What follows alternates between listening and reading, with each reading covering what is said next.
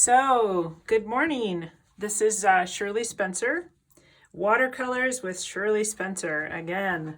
So this is lesson number 3, and we're going to be trying to paint Half Dome today. So this one right here that I'm showing kind of in the camera view is one that we're going to be working off today.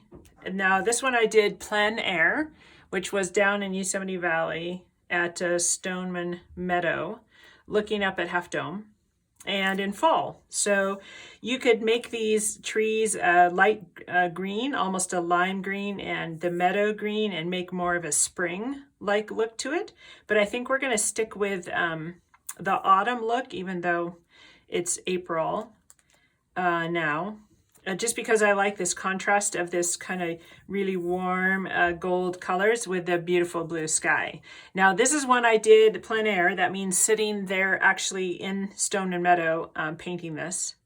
So this one was done in the field. And then just as an example, put that one aside. This is one I did for a 2-hour class. Kind of the same idea, much rougher and not so detailed, because I only have a limited amount of time working with students and things like that. So the idea is the same, but it has definitely a looser look to it. And then these are two that I've also tried in classes.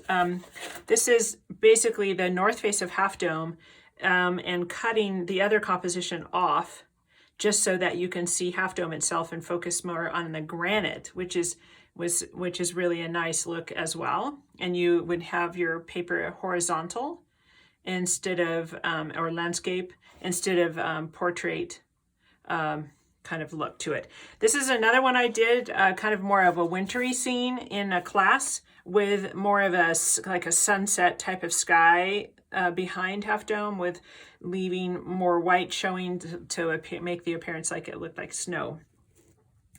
But so these are all skies that you could try today on your own. But I think we're going to focus on this one today. And like I said, if you wanted to go with the trees being down more in spring and the meadow being lime green or greenish, then you could have this have a spring-like look to it. But I really like the contrasting and complementary colors of this fall look with the blue sky. So that's what we're working on today. Half Dome, the granite iconic monolith in Yosemite Valley. Now the thing is, this is the third lesson, so we're not going to go over a lot of the paper information or the pigments or anything like that. So today we're working on cold press and watercolor block, and it's Strathmore, and the size is 9 inches by 12. So I think just to have the same size would make it easier for you to kind of have the same appearance. Now, good drawing always is a first necessary thing for a good watercolor, because without it, unless you just have that really a good way of spatially thinking of things, I always need a drawing. And really the most important part of this drawing in this painting is Half Dome. And not just Half Dome in its entirety, but just this line right here. These few lines are the most key, because of the fact that then you'll be able to identify that it is Half Dome. Trees are easy. Meadow is easy. This granite down here is not your focal point, pretty easy. But this line specifically, the one here to delineate that the north face is coming off of the back, and a Wea point, and the diving board, all are really key features of Half Dome that if you want people to look at your painting and be like, oh, that's Half Dome, you've got to make it recognizable. So this part in here is the most important part of our drawing. To get that shape recognizable. And so it doesn't have to be super, we're just having fun here. So the visor of Half Dome that sticks up, and you can go back in. If you're light enough with your drawing, you can actually go back in and erase But again, watercolor paper is, I think of it as very strong, but at the same time, having a fragility to it as well, especially when it's wet. Because it's made out of cotton rag fibers, when it does get wet, it gets pretty fragile, especially getting it off of a block like this. So, okay, so there's kind of my outline of Half Dome. And I know this is pale, so I'll kind of bring it up to the camera here once I get most of it set. Half Dome below it has this beautiful swooping line that is the bottom of the north face of Half Dome, which is really neat. And pretty key line up here. If you've ever hiked up Half Dome, you know that you go up the east face of it. And okay, so I have my cat actually coming onto my drafting table here. You might see a tail come in to the viewfinder. She just jumped up to her cat tree.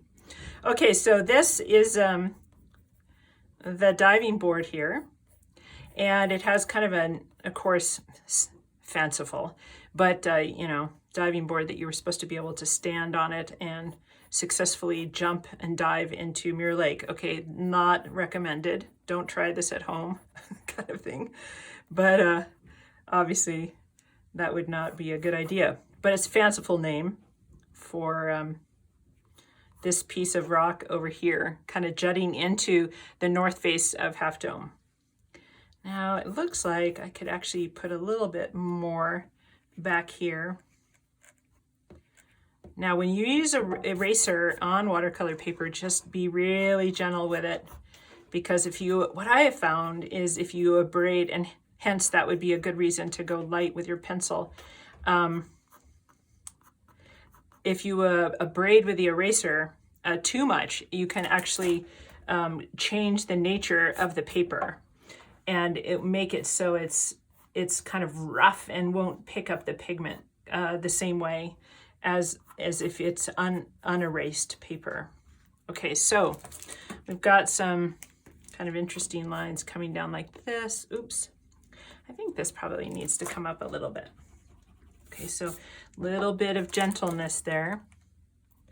Just to, I think a point over here is a little bit bigger than when I had it, as far as taking up more of that east side.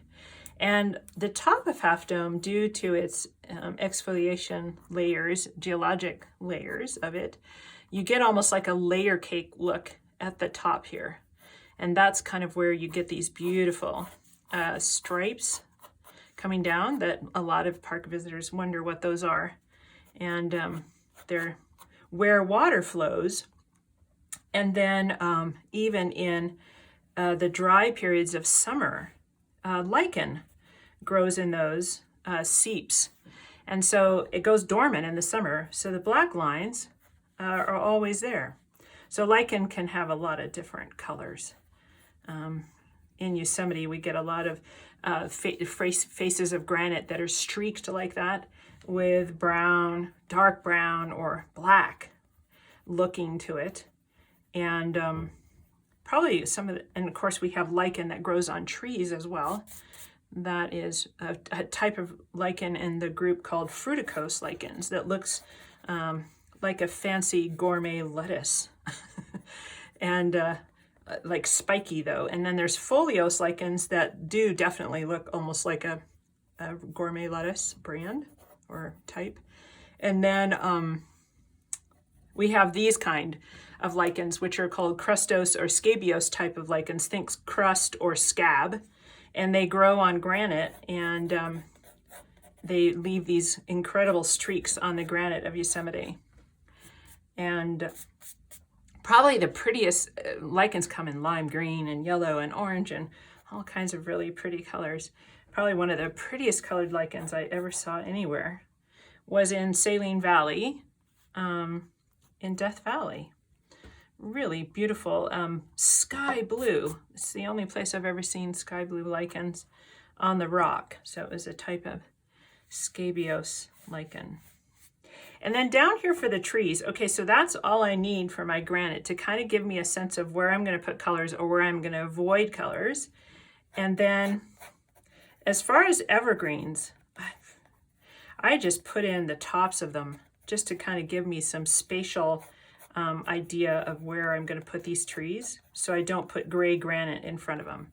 And we want them to be varied heights so that it causes some interest to the eye, instead of making them all the way across like one height, which would be not accurate in nature, and it would be not as exciting or visually pleasing to the eye. And as far as these California black oaks over here, which if you go to Stoneman Meadow and stand at this spot, you can see, unless they fell down, I don't know, I don't think so, you can see still today these beautiful big black oaks with these trunks and stuff. And we want to make them varied, just to kind of give me an idea where my major trunks are going to go. Like that. And then we want to put in a little bit of this meadow. And it doesn't have to be perfectly straight or anything like that. And we'll put in a variety of different height trees. And those are probably going to be covered up and not easily to see anyway. Doing that with a pencil, I'll eventually cover that up. Okay, so when you look at that, as far as this drawing, and I could bring it up a little bit. I'm sorry if the drawing is a little bit pale or not super strong, and I do that on purpose. I don't want the pencil to show through too much, or if I make a mistake and I have to go back and erase, then if you abrade your paper with the eraser, it could change the texture of your painting. So we've got our drawing now for Half Dome. We're ready to go. My cat Jasmine over here is feeling like she's going to be involved somehow. And I'm also trying to put up here maybe this to look at. Maybe that's not going to work. So anyway, we want to start with a sky. And so that sky is going to be, I'm going to go with blue today. You could make kind of a stormy sky if you felt like it, but we're going to go just with a plain blue sky. So to do that, we're going to do a wet on wet wash in the sky part. And while the sky is drying, we're going to go down in here into these trees and kind of break the piece up so the sky can dry before I go back in and do the granite. So my handy spray bottle here helps a lot. And we've got some really pretty cobalt blue, ultramarine. We've got some purple, some more modern, what I would call modern blues over here that are not ones I grew up with using. And I'll just get most of my blues and pigments like that are ready to go. And so we're doing a wet on wet wash. Last time in the second lesson we used salt, and I think we're just going to go with a regular wet on wet wash today, which is part of my favorite part of painting because it's just so fun. And you know, to make some clouds, like let's just say we could try, you're going to leave some areas dry and kind of puffy. And we could even do that right in here. Okay, no, that's just paint water. Okay, so we've got, and if I want to kind of go back in to my wet on wet wash and kind of blot with a dry, clean paper towel, I can make some areas of this paper that are dry. So when I do my wet on wet wash, it will look like clouds in the sky. But here's the thing. Because the backside of Half Dome, the granite is so pale, where I'm going with my brush right now, this is probably the most important edge. You can't get the water into Half Dome, and you want to have a nice edge there because the back of Half Dome is this beautiful, clean, very brilliant light pale colored granite, which when I was teaching in Yosemite a long time ago, it was called Half Dome Quartz Monzonite, but I think it has a different name now. Keep you on your toes as a naturalist for sure. Changing species names and all kinds of interesting things. So if you want to kind of do that wet on wet wash and have some spots, maybe where clouds will show, you can use, which will be the white showing through, you can just take a paper towel and kind of blot in there where you want some empty spaces. But one of the empty space you don't want to have is right on that line, because see how pale the backside of Half Dome is, and you definitely need to show that off. So in order to show that off, you've got to have, we're going to move that water kind of up the page a little bit and see how that looks. And I'm looking at it, and I know probably in the camera you can't see, but you can kind of lift your paper up and see the dry spots or the wet spots. And to make some of that white paper showing, I left some spots there.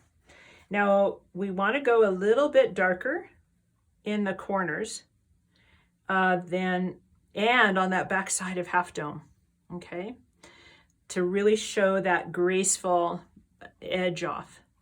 Now, in any sky, the blues are going to get typically less brilliant or paler in color as they come to the horizon. So our darkest blues are going to be up here at the top.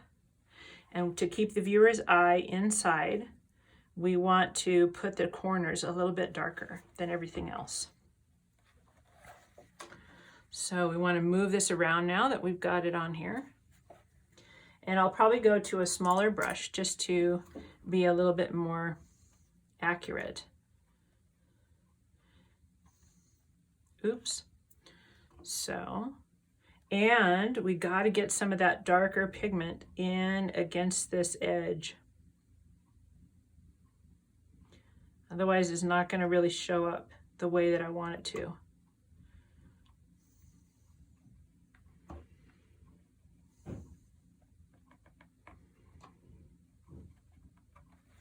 Okay, so still got water on there, so we're just going to move it around a little bit and have it flow around and kind of give a nice wash appearance to it, like a sky. So that paler granite is so beautiful on a sunset or something like that. So we left like some pieces kind of wet, open, and how you make those little open pieces is through leaving those pieces of paper dry, completely dry. Now this Awea point over here is pretty pale too, so we want to make a pretty strong edge right there to really show it off, and all the way down the side of Half Dome as well. Now that's pretty abrupt, so let's kind of move that around. Give it kind of a stormy like look to it maybe. And when pigments kind of move like this, I really like that look. A lot of times I don't want to go back in and actually smooth that at all. I want to leave it as is. So I'm seeing kind of an abrupt line there that I don't like a contrail or something. I don't want that. I don't know whether I want too many of these, because then it almost looks like a mistake if you leave too many big open spots. And we can put some different colors of blue in here as well and kind of work it around.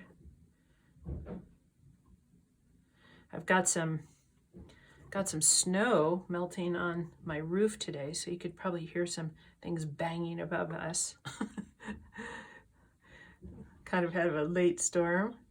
Got up this morning and shoveled a few feet of snow already off of our deck, so we can get out for a walk maybe later. So I kind of put some more pigment in there. Now I'm just going to let it kind of move it around a little bit by lifting my paper up and letting it kind kind of go side to side and up and down. But this is the really critical spot, that smooth swooping face, back face, south face of Half Dome. Really pretty.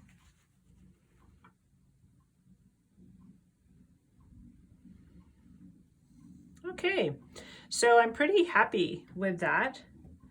I don't want to work it too much. Now it always dries a little bit paler than what you put on here. So make sure that you are happy with the intensity of the color, and that looks about right for you. So I think for myself, that's probably pretty good. Now working down in here, since I have my waters a little bit blue colored, I can actually use that and not have to switch that or change my water yet, because I'm gonna start on these evergreens. Well, actually, yeah, let's do the evergreens and then we'll do the fall colored trees, the black oaks. So for these evergreens, this is a, you can always go darker in watercolors, but you can't go lighter. So what I normally do, and I've got blue in my water here, which is fine.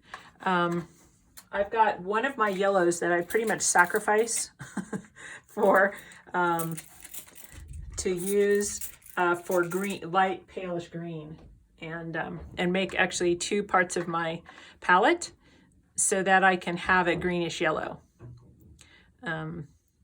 So I usually start with a pale green, and you can always, because when the sunlight gets on the foliage, even on evergreens, which down in Yosemite Valley is primarily ponderosa pine and incense cedar. And those people are like, well, they're not that color.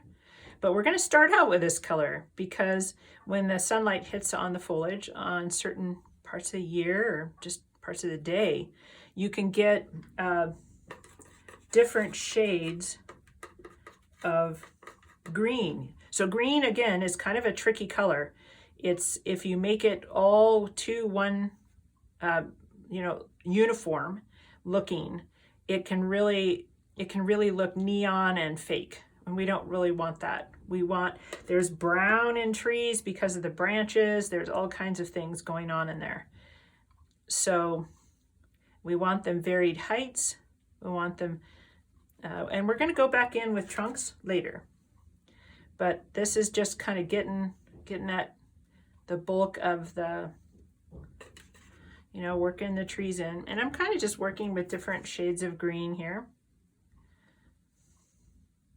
to give some variety. And typically evergreens have a swooping shape that goes down. One of the things that's so, I don't know, I see people doing their foliage up, and that, I mean, maybe for an apple tree or something, that would look appropriate. But typically our trees come in kind of a swooping color down appearance, with kind of a point at the top. At least for sure, you're going to know what these are. You're not going to have any question about that. So in Yosemite Valley, because it's in the transitional zone, or what they used to call California, kind of the yellow pine or lower montane, those are all correct. Some of them more old-fashioned than others, as far as this zone. And what makes the Yosemite Valley such an incredible habitat is because of that transition of going from deciduous trees up to the zone above this is primarily evergreens. So you get to a spot in the Sierra Nevada where there's a lot of snow, and your habitat is going to change away from deciduous trees into more evergreens because they can handle the snow load by sliding off those slippery needles. And you get California black oak up where I live at 5,000 feet, and they're going to struggle a little bit more in that, not with temperature or anything like that. It's nothing to do with temperature. It's just necessarily. It's just that their branches will break off in the heavy snow loads. And you really, it's a lot of work and energy to grow a big branch. And if you're just gonna have that branch fall off and be snapped off by a heavy snow load, the tree is not gonna do as well. So anyway, we're gonna just put these greens in here and fill in this space. And we're gonna come back later with a liner brush, which is really thin, to actually put more detail. But right now, over all the way to these California black oaks, we're gonna put in these trees right now and just get most of the area covered where our foliage is gonna be.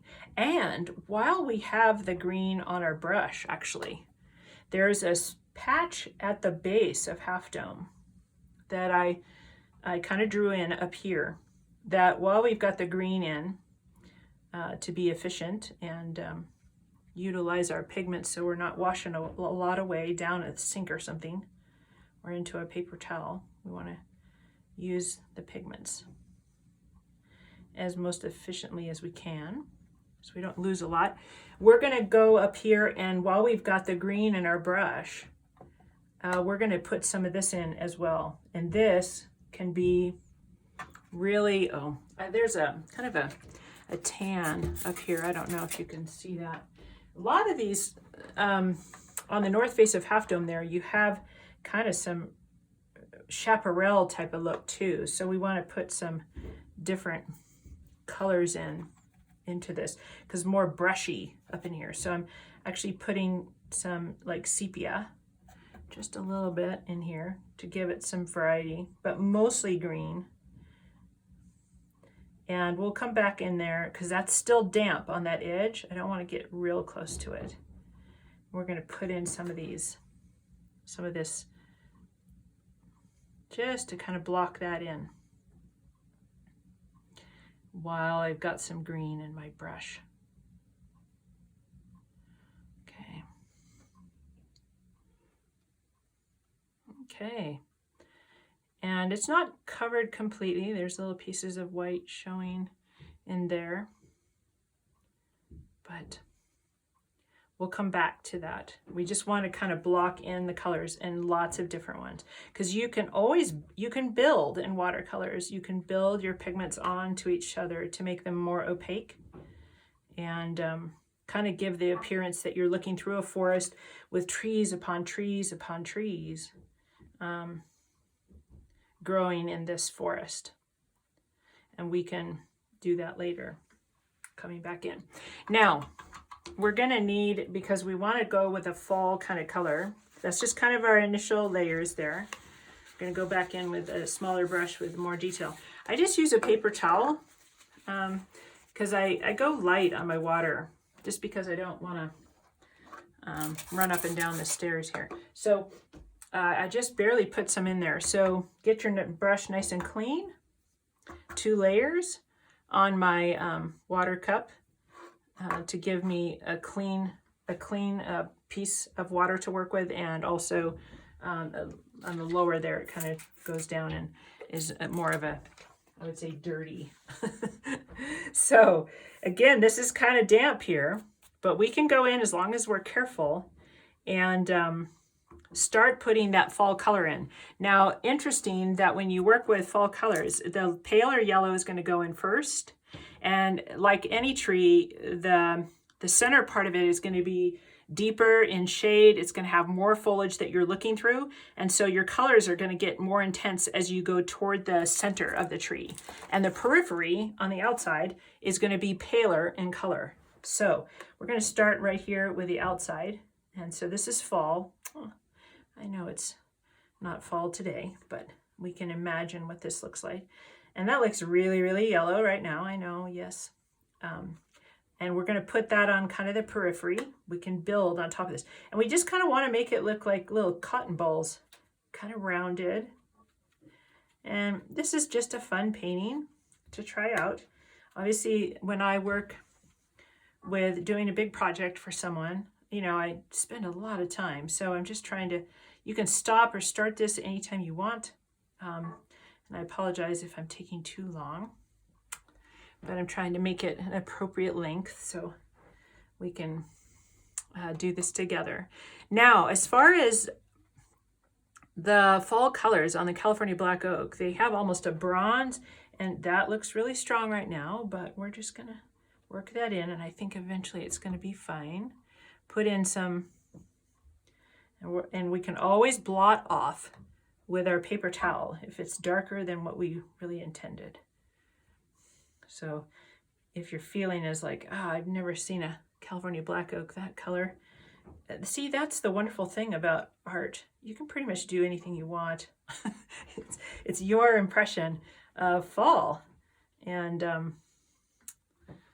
if that, I don't know, I've seen California black oak leaves to look bronze and sometimes just gold. I mean, I've seen really, really beautiful ones.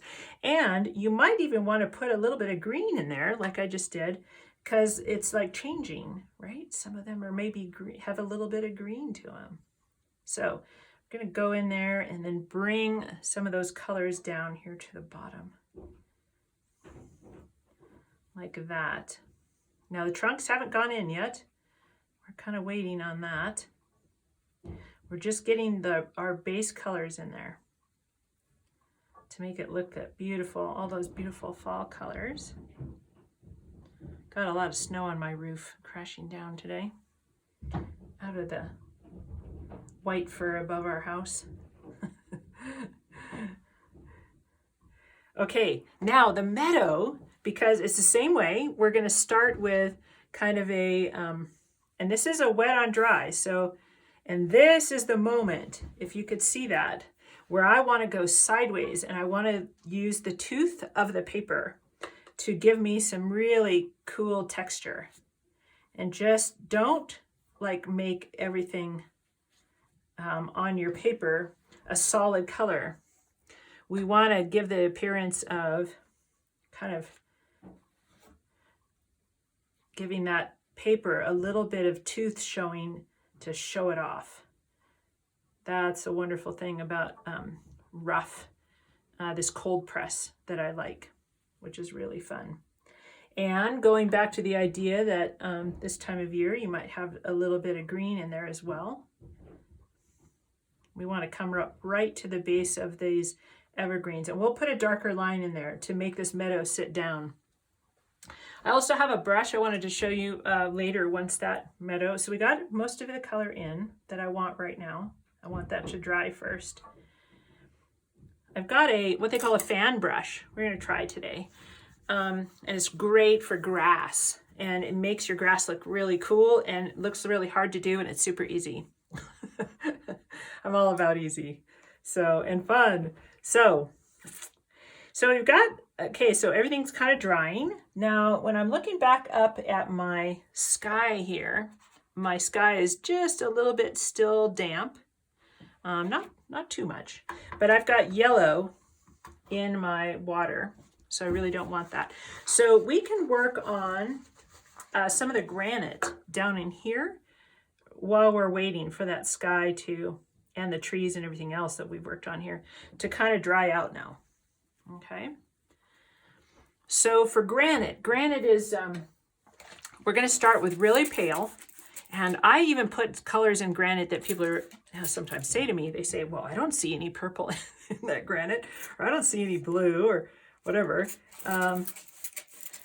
So that's the fabulous thing about art. Like I was saying, you can make it anything you want. So notice on this one, I actually pulled in some blue and yellow and gold and other colors in here, because granite with its with the different kind of crystals and angles to the rock, you do catch light. It is different colors. There's brown in it. There's lichens growing on it. All kinds of things going on.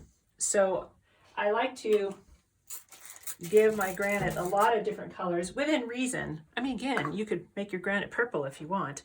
It's whatever you want. So part of Half Dome here is that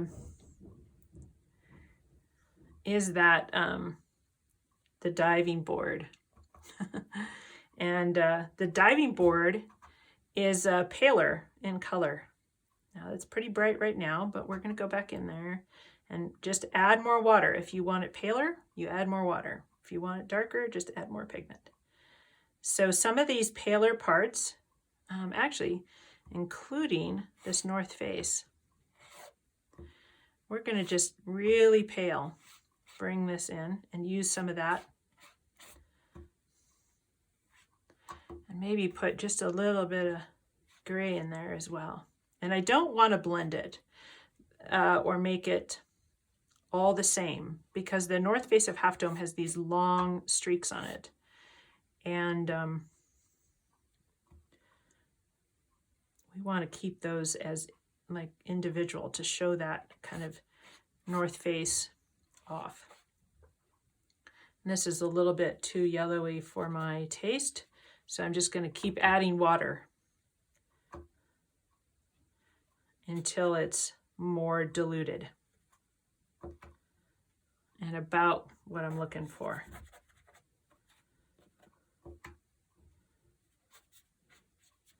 Now, I want to differentiate these pieces a little bit of granite, but at the same time, it's fun to come back in here, and there's a big kind of shoulder here. Comes off. Ansel Adams took a famous picture from the diving board with his new bride, Virginia. And so I read a biography on Ansel Adams recently, and I learned a lot about Ansel that I was not familiar with.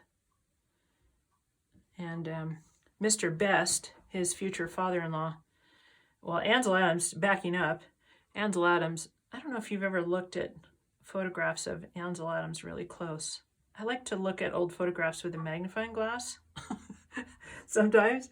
And there's one famous photograph of Ansel standing on his photography car that had the wood sides to it. They called them woodies.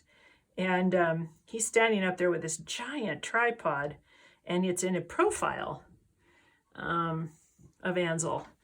And I always looked at that photograph close up with a magnifying glass, and I thought, man, he's got quite the nose. I mean, impressive, impressive nose. Like, where did that come from? And come to find out, and I had a hard time getting my head around this, that Ansel Adams was alive in the 1906 California earthquake. And he was running in their patio area in San Francisco as a child, 3 or 4 years old. And the 1906 earthquake happened, and he fell and broke his nose on the patio pavers, or whatever they were, bricks or something like that. And it never set correctly. So he's got quite the interesting nose. So next time you see a photograph of Ansel Adams, check it out, especially, well, obviously, if it's a profile.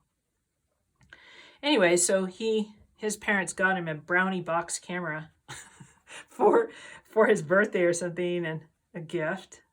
Can't remember what event it was. But while they were in Yosemite, gave it to him in Yosemite, and of course he madly fell in love with photography and Yosemite, for sure. And he was also taking piano lessons at the time. So Ansel Adams was a fantastic concert pianist as well, playing Chopin and Bach and Beethoven and everything else. And he was very, very talented with music. And the Sierra Club asked him to come up, and at the time, it was called the LeCompte Memorial. No, not anymore. And the Sierra Club asked him to come up and be the caretaker for the summer. And Ansel really wanted to go, and his parents were worried that he was not going to keep up his piano lessons. So they said, well, you can go as long as you find a piano and practice every day. So he promised. And the piano that he found was in the parlor of Mr. and Mrs. Best, who Mr. Best was a photographer. in Yosemite. And of course, Ansel would go in their parlor and play all these fantastic pieces of music. And they had a young daughter, Virginia. And Virginia would stand and hide and listen to Ansel play. It's a fabulous story. And they fell in love. So you could tell where that was going. And I guess got married, and his new father-in-law said, oh, by the way, just to let you know, you're never going to make anything in photography, so don't bother with that. You know, keep up the piano lessons. And of course, we know now today that Ansel had a very successful photography career, and he made a very good living with it as well. So it was not, as his father-in-law said, a bad way for him to make a living and support his family and all that. So, but anyway, he took Virginia up to this spot right there, the diving board, and had 2 plates left. Glass plates, imagine. Mules. I think they had a mule with them to carry these big, heavy glass plates up there. And he said to Virginia, go out and, sit out the diving board and I'll get a picture with one of my last plates of glass here. And so it ended up that Virginia went out onto the edge of the diving board.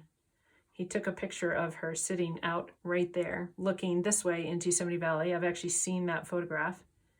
She kind of has some bobby socks and hiking shoes for a lady back then. And he had 1 plate left, and standing right here on the diving board, then turned around and looked up and got his famous photograph called Monolith. And it's jump-started and started his career in photography. So pretty important spot for Ansel Adams and his life was this piece that we're painting on Half Dome right here, which is pretty fun to think about. So, okay, so I've kind of blocked in a lot of my different colors here. And I find that sometimes if I obviously overwork something, I can think to myself, I should have stopped a long time ago, but we're just kind of getting some of these colors in right now. Okay, you could probably already tell that that's Half Dome, as mild and loose as that is, what I would call loose. Now, I kind of wanted to put in a little bit of darker pigments in here while I have kind of a little bit of it wet to give us some, and maybe that is a little bit too dark for me, but we can always go in and pull that off. And maybe let that kind of move a little bit down. Part of the most, as far as looking at art, you want to, the contrast between light and dark is where you get your drama. So, and maybe we could even go in here with a little bit of brown, because granite has brown on it as well.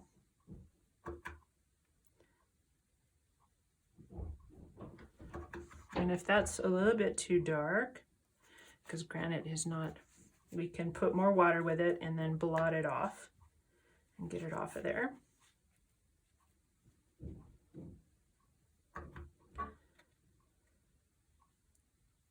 But we just want to kind of give this sweeping feel of the granite and get most of our colors in.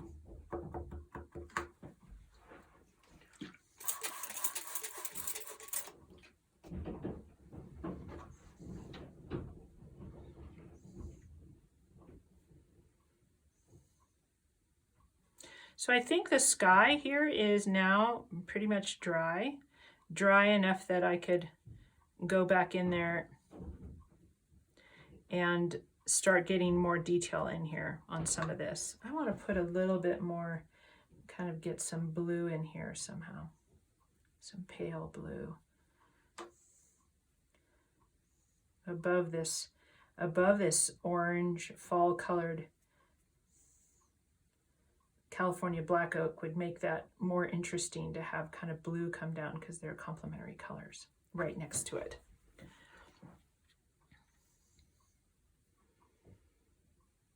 Okay, so we've got a lot of strong lines going in there.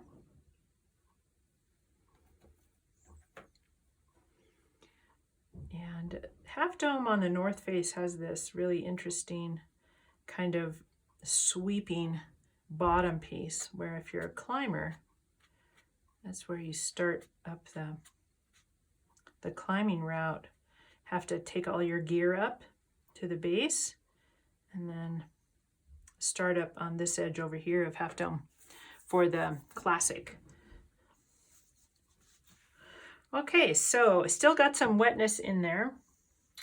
Things are drying, but I'm going to go down to a skinnier brush, a little bit skinnier, a little bit smaller, with a better point to it. And I might even go smaller than this, we'll see. Or we could go with this one and see how that works out. Might even go. While I've got my water is bicolored here in this, my water dish. There's different layers. I'm going to go in while I've got this kind of darker water going on and actually make up just some color here that's kind of a brownish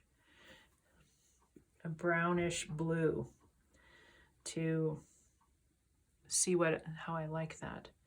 And make this line here on the very top, kind of that layer cake look.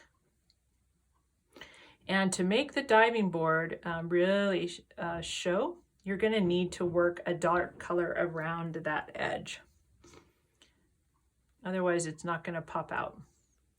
And by working this darker color around the diving board, then you're going to really get to see it kind of jutting out there.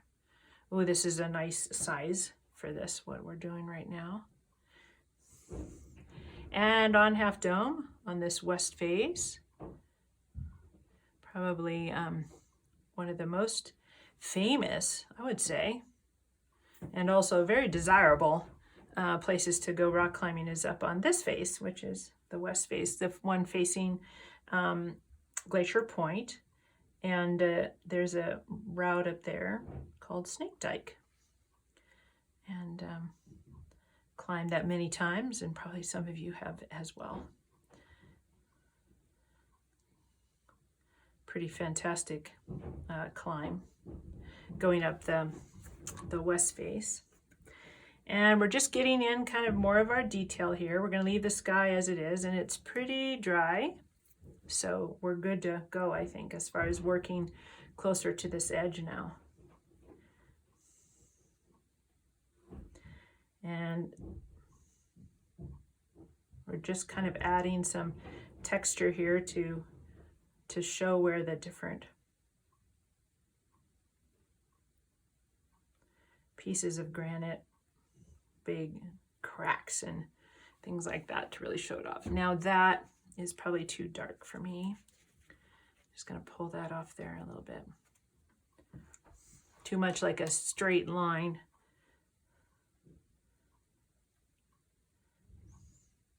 A brush full. There you go. Better.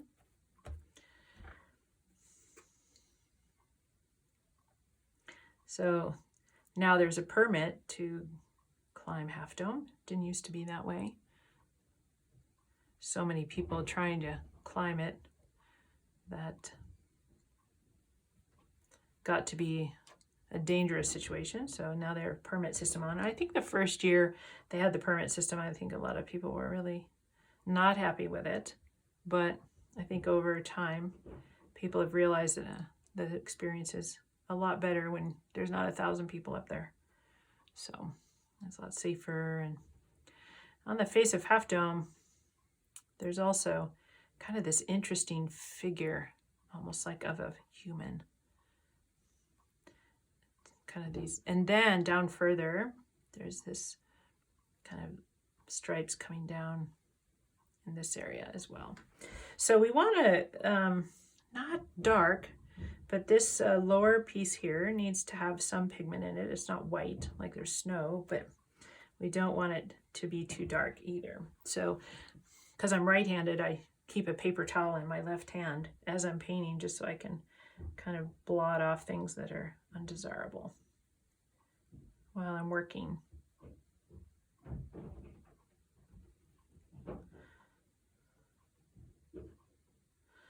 Okay, now we want to go while we still have this dirty water and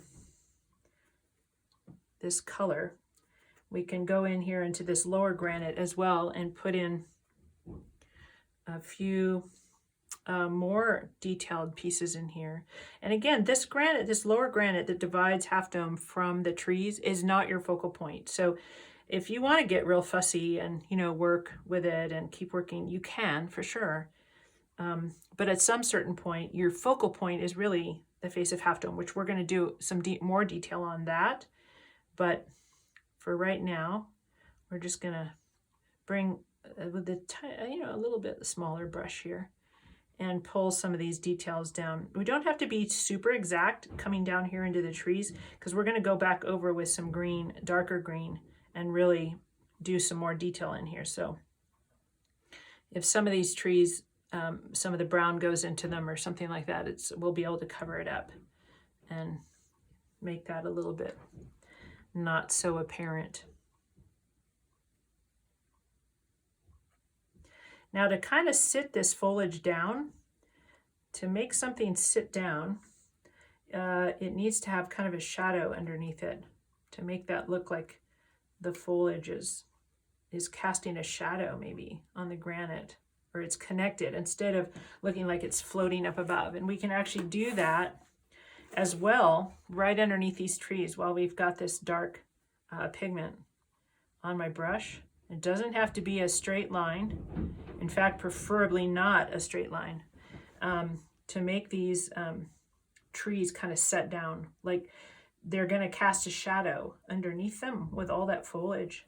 So we want to bring kind of a dark line in there to make like everything look like it kind of sets down and is not flying up in the air. That's one of the challenges I find with painting water. Maybe we'll do that next time. Instead of shirking away though from something that you're maybe not that good at, dive in, try it. And so there was a period of my painting experience where I was trying to paint water because I found it really challenging to make it look like it was not flying up in the air, or that it was actually looked like water or whatever. And so I got better at it, but it, still challenging, I think. Just like I think watercolors for portraits are also, it's kind of challenging for me. There's so much kind of subtlety, I guess, subtle features of human skin. It's a little bit challenging to do portraits in watercolor. Okay, so we're still working with a pretty kind of a brush that I can go a lot smaller. So why don't we, while that's drying kind of up in there, we used that water as much as we could, and we're going to get some fresh water here, go back into those greens now, because I think we've got a good base for greens there. Going into these greens, we're going to use a lot of different greens, a lot of different colors, and we're going to put some more detail in. Still no brown trunks yet. It's okay. So swooping downward like a feather and kind of moving around. So whatever green you're working in, you're not going to have all of that in one spot. Come over here. So we're building more detail on top of less detail. So to give us the impression that this is a deep forest and there's lots and lots of trees in here, one on the other. Of course, Yosemite has had their ponderosa pines, Yosemite and the Sierra Nevada, in its entirety, a lot of die-off of the ponderosa pines due to the drought, and then fires and things like that. So we could even put some brown in there, like some dead trees. Of course, people generally don't like to see dead trees in a painting, but sometimes I put brown in there just to indicate that not all trees are alive and healthy all the time. It's a natural process. In fact, some animals utilize dead trees for homes, and for like woodpeckers love to go in there and get those insects out. So we had a pair of pileated woodpeckers on a dead ponderosa pine here in Fish Camp that died, and the pileateds were just coming in. We got some really great looks at the pileated. It was really fun to see that.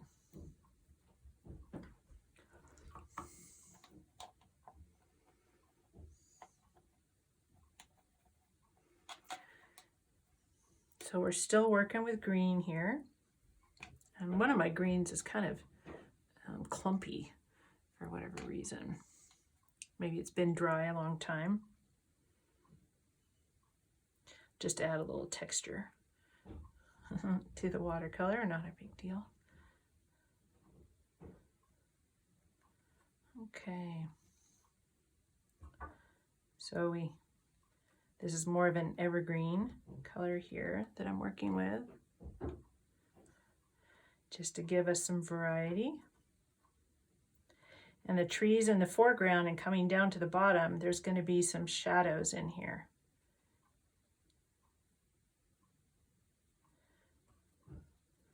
Okay, so Half Dome has a wonderful history about the first person that ever climbed it. If you ever get a chance to go to the Wawona Yosemite Pioneer History Center, there's a cabin there. It says the Mountaineer, and it talks all about George Anderson and his first ascent up Half Dome, up the way that the cables go today. Well, I think the fun part of that story is to back up a little further before George Anderson and talk about John Conway. So John Conway was living in Yosemite Valley, and Half Dome had never been climbed before. And in fact, Josiah Whitney, highest peak in California, is named for him. Josiah Whitney was the head of the California Geologic Survey.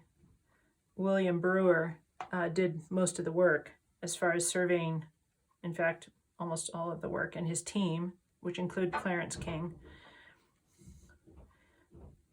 surveying the Sierra. But it ended up that Josiah Whitney came into Yosemite Valley and he said, Half Dome will never be trodden by a human foot.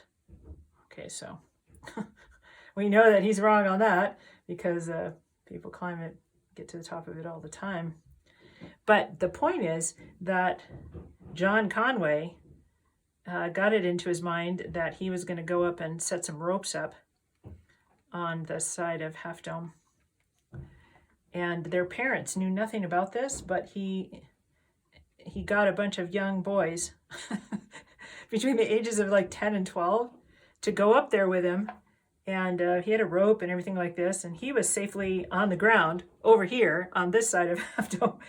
And these young kids, a quote was, "These boys can climb smooth rocks like lizards." And he went up there and got these kids, not him, to climb up like lizards up that east face of Half Dome. First time anyone had ever attempted that was with kids. with young kids. And they got up to, if you've ever hiked up Half Dome, there's kind of an area on it that kind of kicks back and is actually a little bit overhung. And I guess they got to that point and yelled down, "Mr. Conway, we can't go anymore."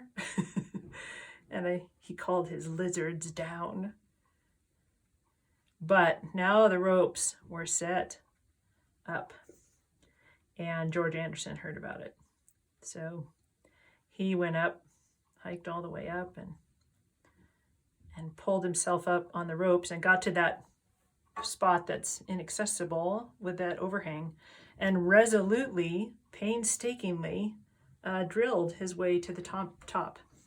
He would reach up as far as he could and drill a hole, put a bolt in, and then stick his finger, toe in it, eventually reach up with his foot, put his toe into it, and keep going until he got over that bulge. And so then, and was the first person to ever stand on the top of Half Dome, despite what Josiah Whitney said, right?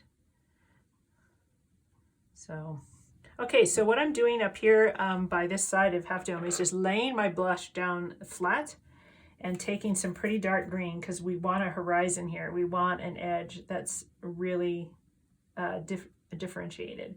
And so there's some evergreens up here. So we're just going to go like along and lay the brush down and kind of do this kind of business, like as far as just not super detailed, because this is further away. To give the sense that it's further away, you want less detail as you go away in the distance. As you come closer to the viewer's eye, you want more detail to give the sense of distance. So don't get too fussy with this back in here. And you can do that in slightly different colors, make it look a little bit like chaparral. You can even have some brown come in here to kind of give the appearance of brushland or manzanita, things like that. But you want that edge up there to look like trees and things like that, to have it. And we want to go in here a little bit. So not too detailed, because then then it will look like a photograph. And if you want a photograph, you can take a photograph. This is your impression of Half Dome from Stoneman Meadow. Okay, so we want while we've got that kind of that dark green, let's lay these trees down and put some dark shadows here at the bottom. Because if you go into a forest, there's going to be a lot of darkness underneath. And even pulling some of that over here into our California black oaks, but not as much because they're golden colored. Now, while we are thinking about it, why don't we take this, yes, and the water is a little green, it's fine. I want to get this fan brush wet, and we're going to, sorry if I'm reaching across, we're going to get some pigment in it, and we're going to just make some grass here. And we're going to swoop it up like that, and I don't want to overwork it. Ooh, I kind of like it just like that. Kind of give some feeling of grass. And at the very bottom down there, maybe pull that in so that we don't have white on the bottom. Of course, if you're going to put a frame around this, you're not going to be able to see that anyway. So there we go. Kind of like that, just the way it is. Now, going back into these trees, we're going to use a little bit of brown. Can be even kind of a greenish brown, whatever you want. But we want to put some indication that there's some trunks going on and branches in there. So we want, and it doesn't have, and you don't want like just a solid line, because when you look through trees, there's a lot of foliage in the way, and you're not going to be able to see just one solid line for a trunk. you're going to see pieces of brown through here, not solid lines up and down. So, and there could be some branches off the side of some of these. You just want to give the impression of trunks. Don't have to go in and do every single little, in fact, yeah, that would look, if it was just a solid line. So just some hints of some brown in here and down, especially at the bottom where you get these deep shadows, twigs and branches and things growing at the bottom.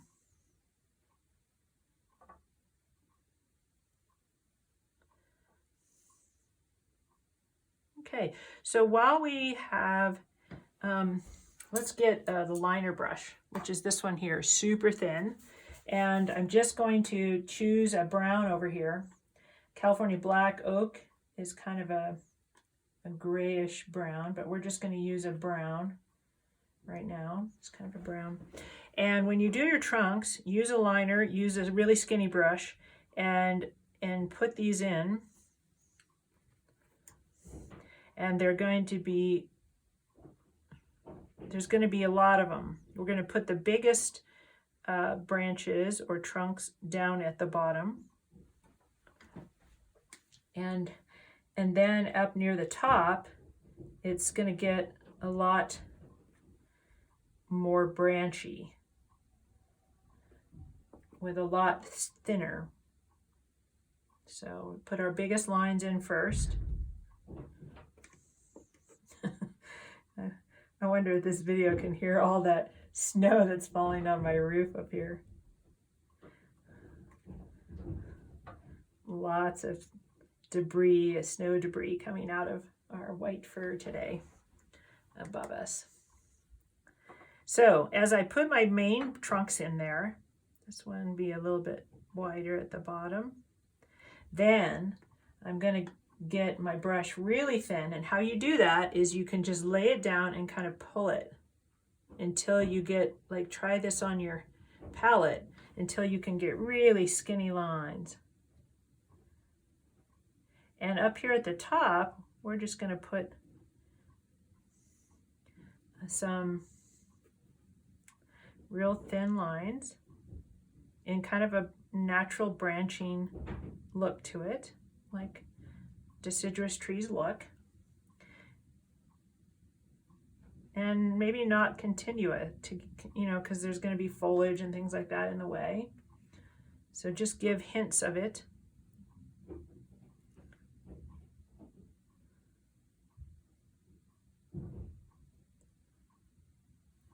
And don't have to,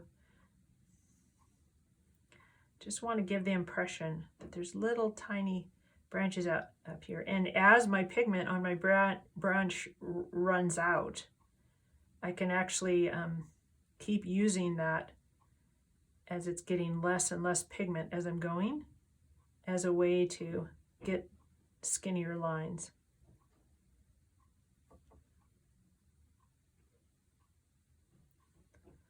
Okay, now if we want to go back, well, we got this liner brush, and just go in here and make some really thin lines in our evergreens too.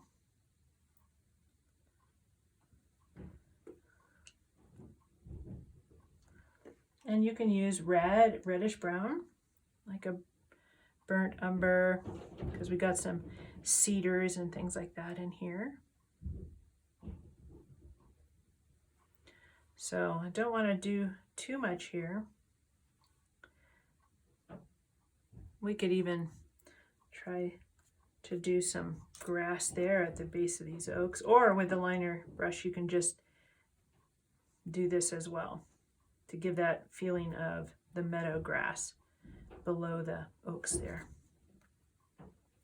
And this is where, using a drier brush, you can actually use the tooth of the paper to your advantage. Just kind of putting some texture in down here for interest. And because that kind of looks a little bit yellow to me, too yellow, I'm just gonna pull in lower down here as well as some green, just to kind of break that yellow up a little bit. Okay, so our last thing is to put some detail here in Half Dome, the face of Half Dome. A little bit more detail, and then we're done. So a little bit of water there, and I'm gonna keep my liner brush here and maybe make up kind of a purpley, bluish. I don't usually use black. Black is a color I use really sparingly. Make your own black, which you can make a really interesting kind of grayish black by brown and blue together, which is what I just did there. And sometimes, I don't know about you, but I sometimes want to turn this sideways because I'm right-handed. And so to get some of these lines here, I want to turn it down and to use your base of your hand as a brace. And you can also, if you're trying to avoid your hand on it, you can actually use your finger, your little finger. But to get some of these finer lines in here, the ones that really make this look like Half Dome is this kind of like tier up here at the top. It's like a double tier layer cake frosting. I'm getting hungry now.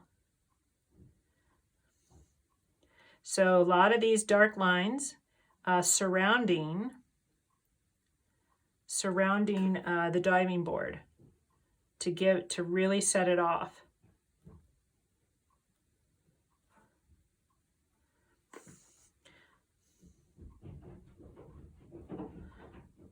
And the north face of Half Dome has kind of a pale open spot on it that doesn't have a lot of detail on it.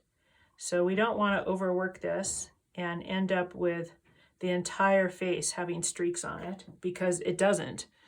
There's a really strong set of streaks back in here. There's a Native American legend about Half Dome, how Tisiak is it's her tears crying.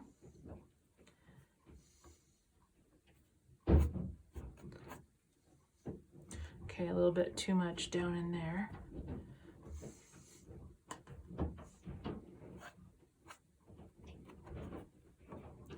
And then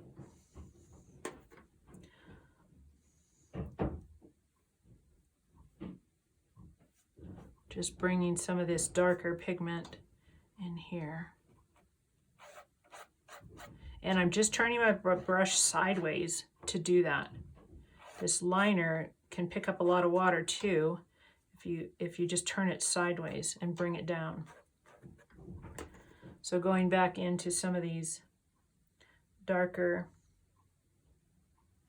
pigments here to show off these different features of Half Dome.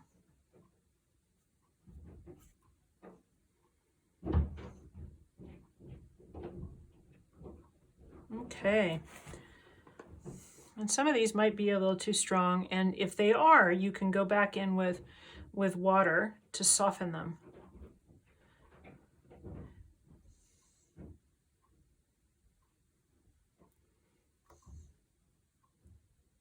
To soften some of those edges.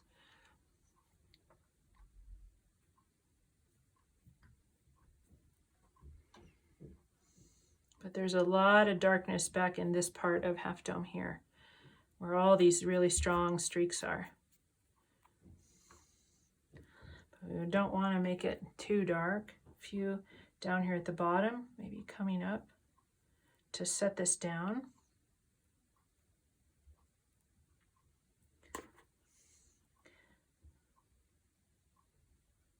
Okay, so maybe a couple more detailed pieces up in here, and however much you wanted to fuss around and work this granite down into the trees and put more detail on it or not. Oops, sometimes I get paint on the heel of my hand.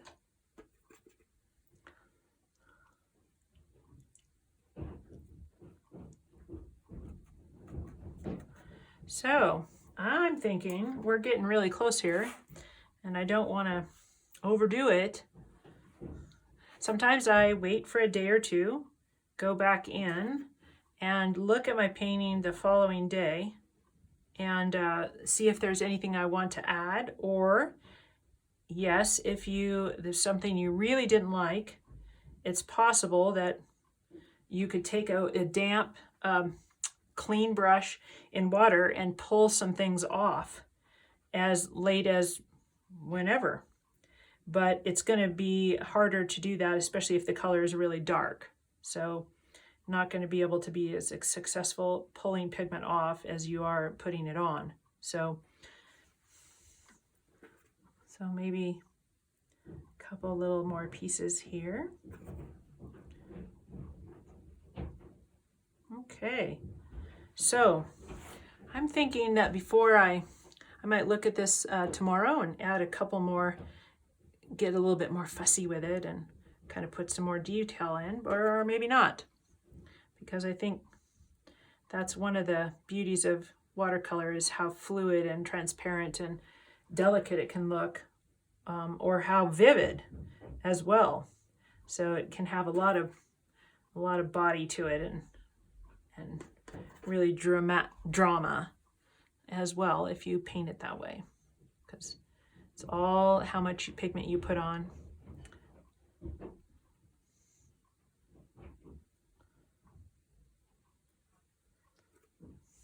There's this.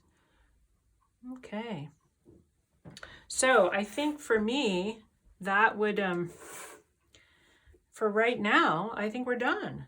So, and then you can go back in, look at your painting again tomorrow, decide if you want to add some more detail or not, or leave it the way it is. So pretty dramatic, a lot of bright colors in there, really fun. And I think if you showed this to anyone, they would, or your painting, they would say, oh, there's Half Dome, which is what you want. You want to be able to have people identify it, which is fun. So this will give you another project to work on during our sequestration of staying at home. So again, right lower right corner, signing and your signature and the date.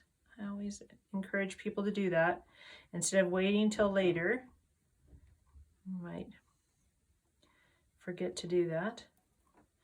And I always put the year on there just so I know when it goes in my portfolio what year it was that I produced that piece of work, to see how my work changes and to see what worked and maybe what didn't, what I like, what I don't, so I can leave some techniques aside and work on other ones that I maybe feel like I need some work on. Now in this tree we've got some, like I'm looking back in there, got some white paper showing, and that I kind of like that, but if you don't like that, you could go back in and cover it up a little bit. It's just kind of shows that there's pieces of light on that foliage. Gives that sense, which is kind of fun. So again, this is Watercolors with Shirley Spencer. And today we've painted Half Dome, the iconic piece of granite in Yosemite Valley. And you can, thank you for joining me. It's been really fun to do these classes for anyone who's interested. And if you get a great painting of Half Dome like this, make sure that you go on the YouTube and maybe share it, or you can share it with me personally if you are a friend of mine and want to show me what you did. So thank you so much for joining me, and have a great rest of your day.